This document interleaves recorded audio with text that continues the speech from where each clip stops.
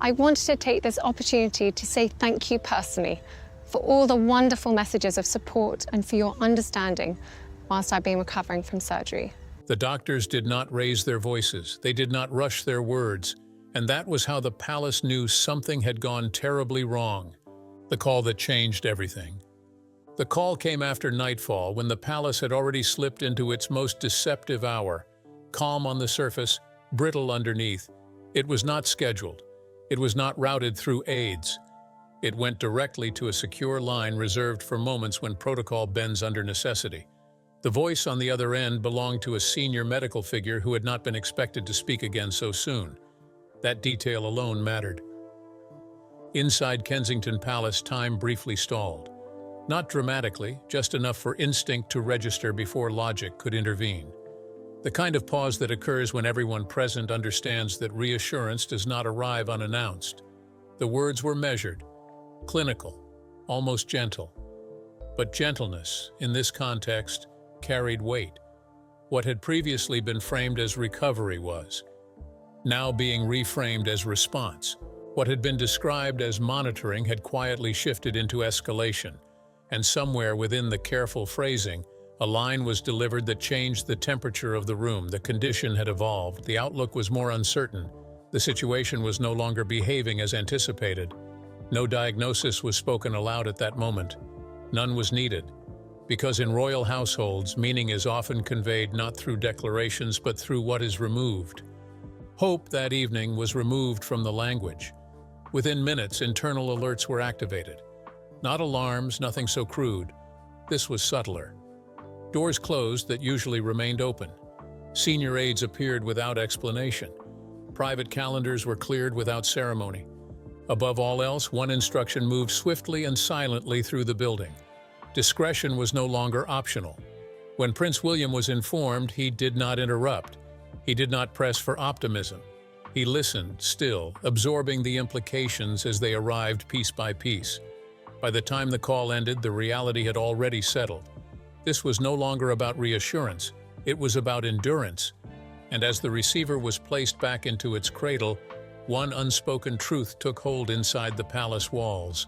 Whatever came next would unfold slowly, privately, and under a level of strain the family had not anticipated when this journey began. The crisis had crossed an invisible threshold. The crisis had crossed an invisible threshold, and there would be no turning back. Behind the doctor's language. The second briefing arrived sooner than anyone had expected. Less than 48 hours after the first call, discreet messages moved through the palace's inner channels, requesting the same small group reconvene immediately, privately, without assistance. No agenda was circulated, no reassurance attached.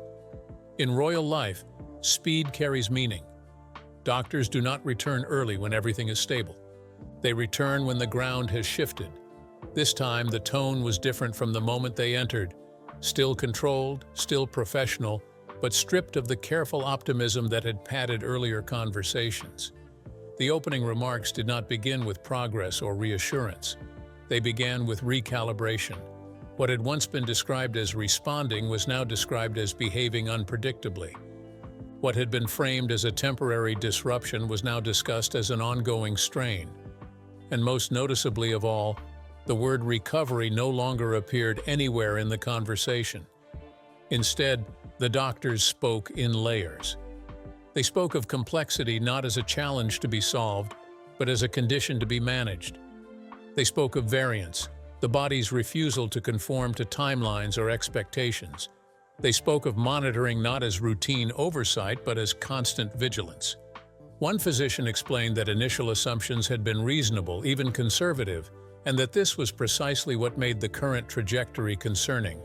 The condition was not following the expected arc. It was compressing time.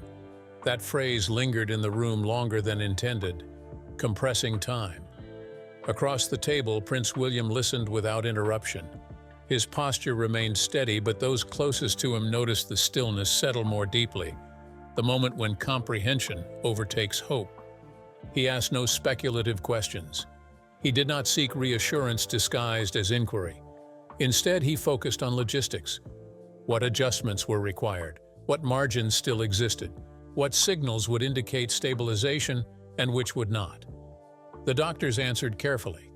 They explained that treatment paths were now being discussed in parallel rather than in sequence, that additional expertise had been quietly consulted, that tolerance once assumed could no longer be taken for granted. Parallel planning, they explained, was not pessimism, it was realism. Then came the deferrals. Questions about duration were met with conditional language. Questions about certainty were redirected toward probability. Questions about outcomes were acknowledged and set aside. In medicine, deferral is not avoidance.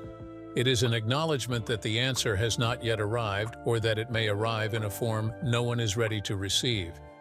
One sentence, delivered without emphasis, altered the room's balance. We are managing risk as much as response. Risk in a palace is never singular.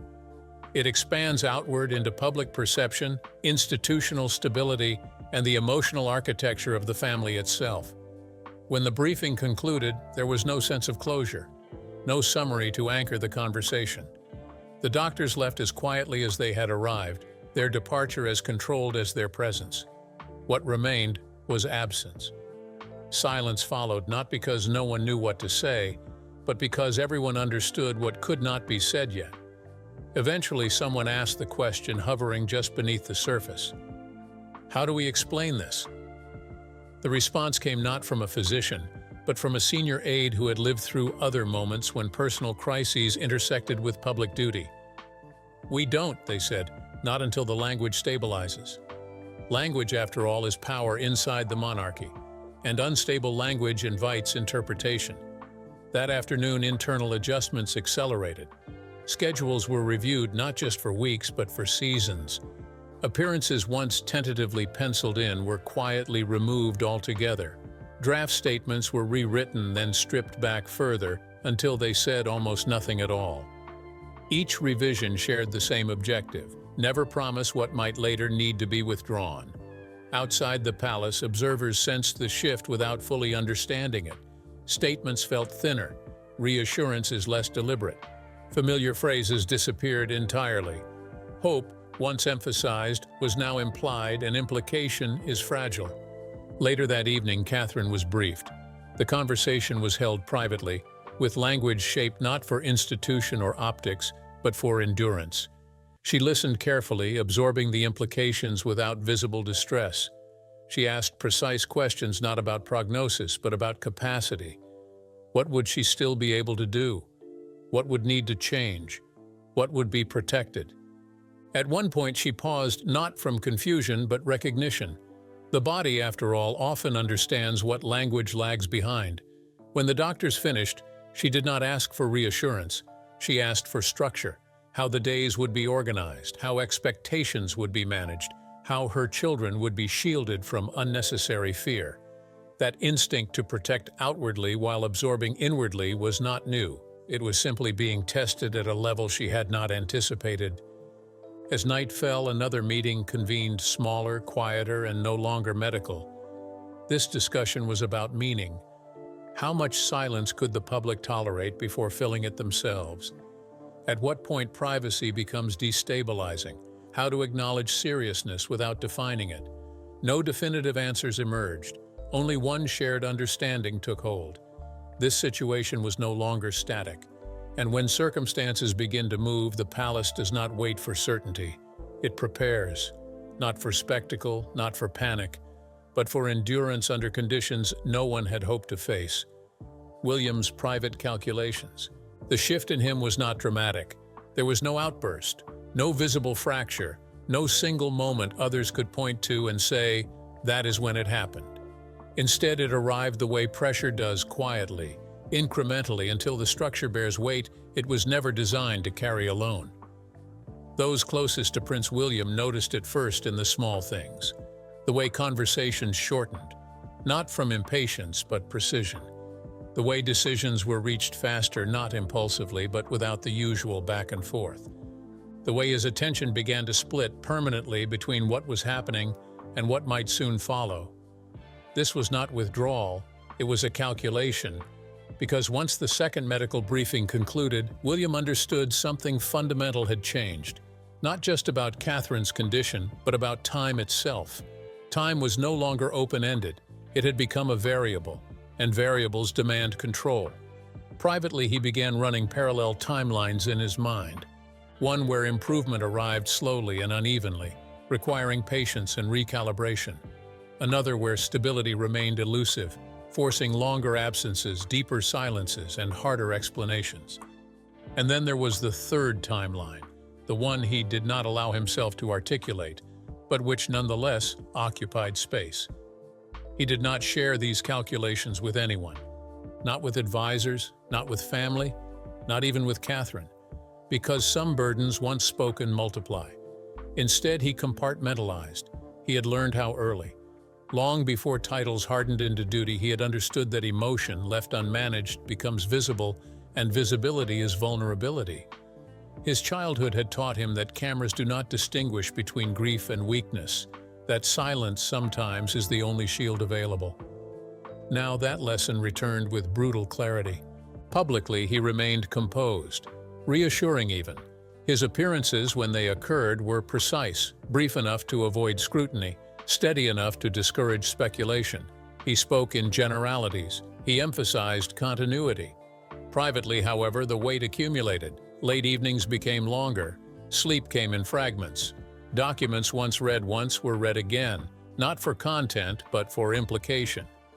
He began requesting briefings beyond what was customary.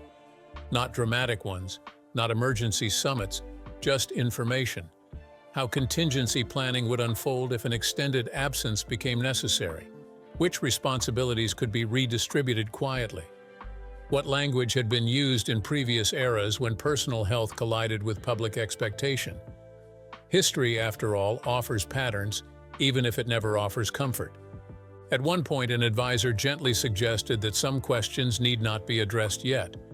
William listened, and then continued asking them anyway, because he understood something others did not fully grasp. Hope and preparation are not opposites. They coexist, often uncomfortably. At home, the atmosphere shifted in subtler ways. The children sensed it, though they could not name it. Children always do. They respond not to explanations, but to tone, to pauses where laughter used to be, to the careful way adults choose words. William became more present and more guarded. He lingered longer in rooms. He listened more closely to ordinary stories. He took mental notes of moments he might want to remember intact, not because he feared imminent loss, but because uncertainty reframes everything, and uncertainty had become the dominant condition. With Catherine, their conversations took on a new texture, still warm, still connected, but threaded with a quiet efficiency neither acknowledged outright. They discussed schedules, energy, boundaries. They did not discuss outcomes, not because they were avoiding the truth, but because they were protecting each other's capacity to endure. William never framed his concern as fear. Fear to him felt unproductive. Instead, he framed it as a responsibility. Responsibility to shield the children from unnecessary weight. Responsibility to protect Catherine's privacy from institutional momentum. Responsibility to ensure that if adjustments became unavoidable, they would occur smoothly without spectacle. And beneath all of that, responsibility to a future role he had never sought early, but which was now pressing closer, shaped by circumstances he could not control. There were moments brief, unguarded, when the scale of it all pressed in. In one such moment, alone in his study late at night, he allowed himself a single thought he immediately pushed away: that there are situations no amount of preparation can soften. He closed the folder in front of him, stood, walked to the window. Outside, the palace grounds were still, lights low, the kind of stillness that invites reflection or unease. He chose neither. Instead, he returned to the table and continued reading. Because if there was one thing William had learned, it was this: when events move beyond your control, discipline becomes survival. And discipline in this context meant silence. Silence externally, focus internally, movement only when necessary. He did not discuss the phrase that had begun circulating, the one that unsettled him more than any headline. It's worse than we feared. not because he dismissed it, but because he understood how phrases like that evolve once they leave controlled environments. They grow, they distort, they acquire meanings no one intended, and meaning once unmoored cannot be recalled. So he said nothing.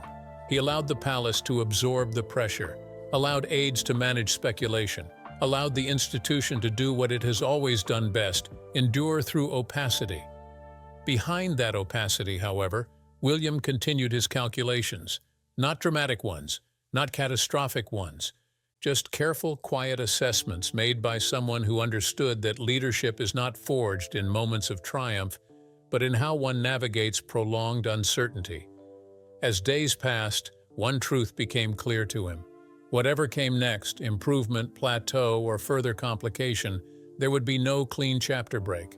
This would not be a moment, it would be a season, and seasons demand patience, resilience, and a willingness to carry weight without complaint.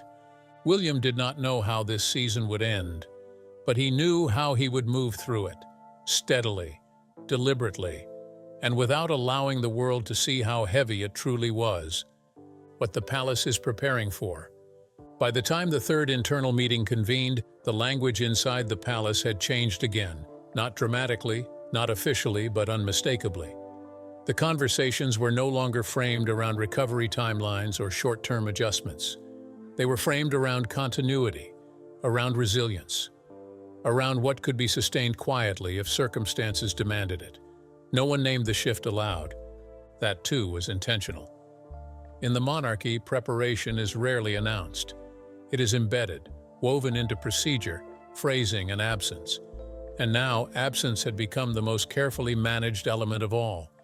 The room where the meeting took place was not one associated with crisis. It was a planning room, neutral, familiar, the kind of space designed to make difficult discussions feel routine. Around the table sat senior aides whose roles existed precisely for moments like this, moments when personal reality and institutional responsibility begin to overlap in uncomfortable ways. The agenda, though unstated, was understood. How does the monarchy adapt without appearing to react? The first topic was scheduling, not just cancellations, but redistribution. Engagements once anchored around Catherine's presence were quietly reassigned or reframed. Some were absorbed by other senior figures. Others were removed entirely, their absence explained with language so vague it invited no follow-up. She will not be attending at this time. She remains focused on her well-being. She continues to be supported. Each sentence served a dual purpose, truthful enough to stand, flexible enough to endure revision.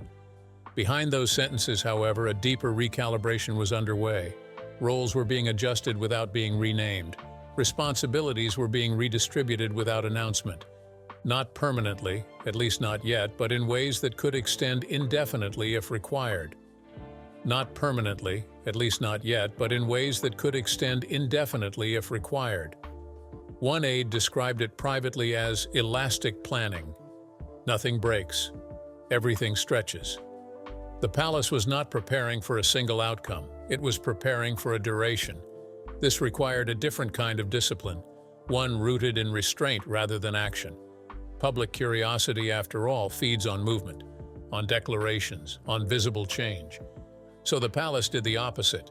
It minimized motion. Statements grew shorter. Briefings became rarer. Language hardened into repetition. Repetition is a shield. It dulls inquiry. It exhausts speculation. Inside the building, however, nothing felt dull.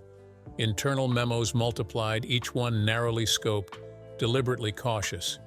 Contingency documents were reviewed quietly, their existence known only to a handful. Not emergency protocols, adaptation protocols. How long could the current arrangements hold? Which duties required symbolic presence versus practical execution? What could be delayed without consequence and what could not? At no point did anyone suggest that Catherine be replaced. The concept itself was unthinkable. Instead, the planning focused on space, creating space around her, space within schedules, space within expectations, space for unpredictability. That word, unpredictability, had become central, not as a threat, as a condition. In another part of the palace, communications teams grappled with a different challenge, Silence, while effective, has limits. Too much silence invites imagination, and imagination, when unchecked, becomes narrative. The problem was not what the public knew. It was what they sensed, the change in tone, the disappearance of familiar phrases, the absence of projected optimism. Even the most carefully constructed opacity carries a cost. And so the palace debated calibration.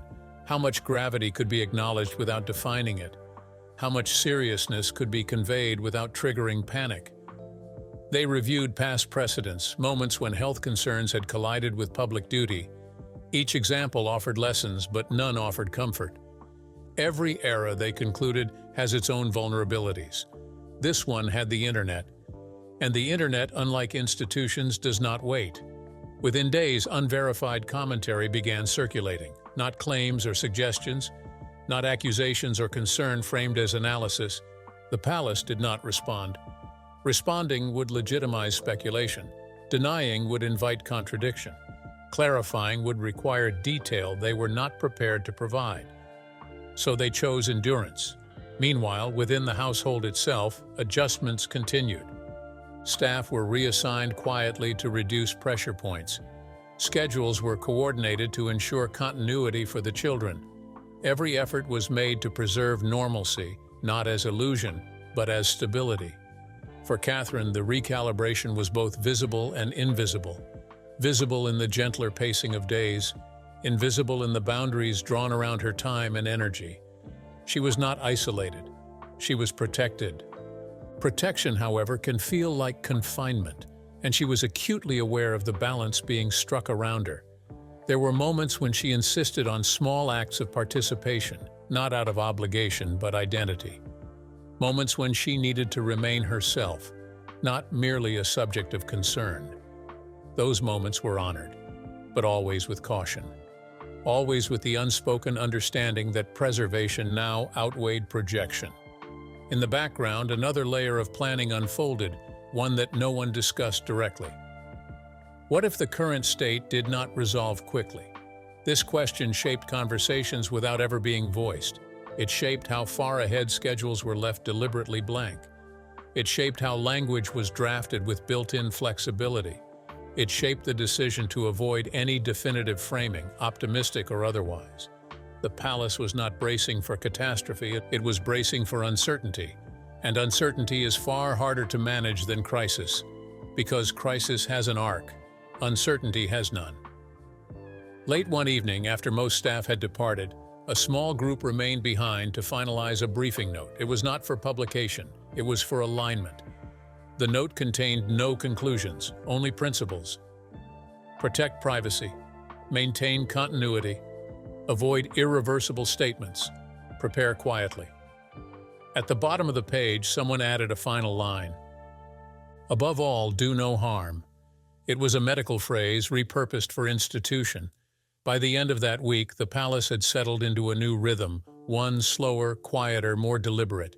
From the outside, it looked like calm. From within, it felt like suspension. Everything was moving just beneath the surface. And though no one said it aloud, everyone understood the truth forming at the heart of the operation. This was no longer about returning to normal. It was about redefining it carefully, patiently, and without ever announcing that anything had changed at all. The leak that was never supposed to exist. It did not arrive as a headline. It arrived as a whisper. A fragment of language lifted from a private space and released into a public one without context, without confirmation, without restraint. It's worse than we feared. 5 words, no subject, no source, no timeline, and yet within hours they were everywhere.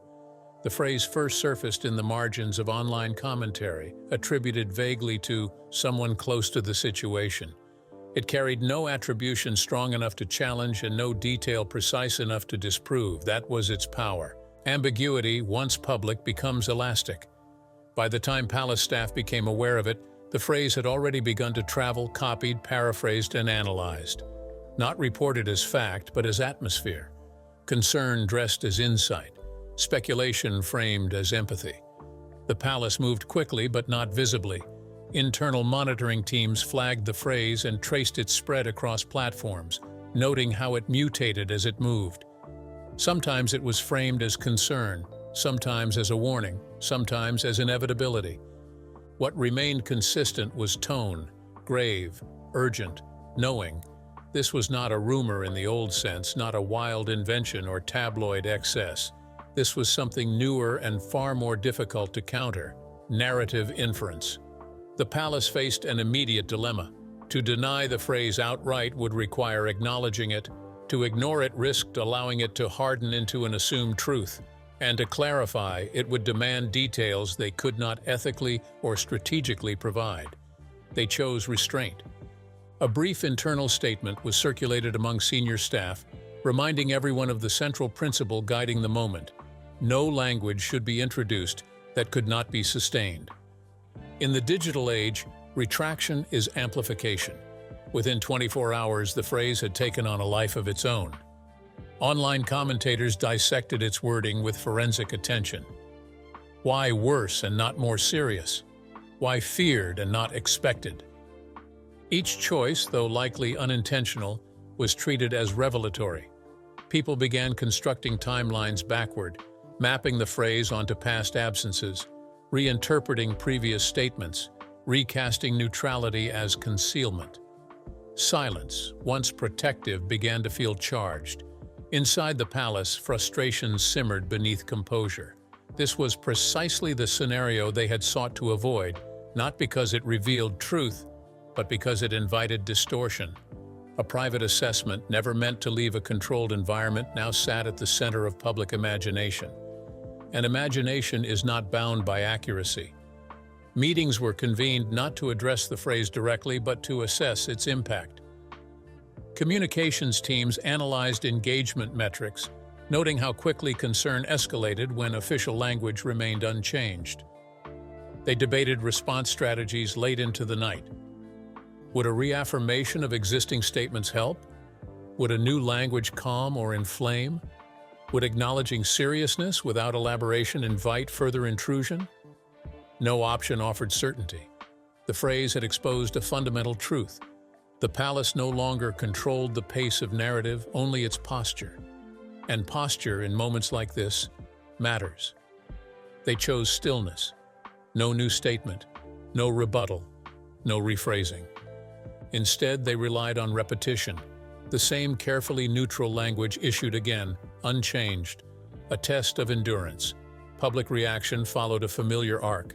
Initial alarm gave way to analysis. Analysis gave way to fatigue. Fatigue gave way to polarization. Some interpreted silence as dignity. Others read it as concealment. Both positions hardened. Meanwhile, misinformation crept in, not in the form of false claims, but exaggerated inference. Anonymous accounts offered context. Unverified sources hinted at insight. Each edition layered speculation atop uncertainty. Inside the household, the effect was felt most acutely not in panic but in pressure. The need to shield intensified. The boundaries tightened. The margin for error narrowed further. For Catherine, the phrase was never discussed directly, not because she was unaware of it, she was, but because repeating it would grant it weight it did not deserve. Words once spoken lodged themselves, so they avoided it. William, however, noted its spread with a different lens. He understood that the phrase was not dangerous because it was false, but because it was incomplete. Incomplete truths are more destabilizing than lies. They provoke filling in. They invite projection. They encourage people to imagine the worst because no alternative narrative is available. In one internal discussion, an advisor suggested releasing a stronger reassurance, something definitive, something calming. William declined. Definitive language, he knew, becomes a contract, and no one could guarantee that circumstances would not shift again. The palace instead focused on consistency, a less satisfying strategy but a safer one. Days passed. The phrase slowly lost momentum, replaced by newer conjecture, newer angles. But it never fully disappeared. It lingered, a reference point, a shorthand, a marker of unease. And in that lingering, it revealed something more troubling than the leak itself: the limits of control. For generations, the monarchy had relied on managed disclosure, the careful release of information, timed and shaped to maintain balance. That model assumed a receptive public and a contained media environment. Neither existed anymore. Now information leaked sideways, through implication, through tone, through absence. Control had not vanished, but it had become conditional. Late one evening, as monitoring reports were finalized, a senior aide summarized the moment succinctly. "We're not losing the narrative," they said. "We're sharing it, whether we want to or not." That realization settled heavily. The palace could still shape language, it could still pace disclosure, but it could no longer assume containment. The phrase had proven that.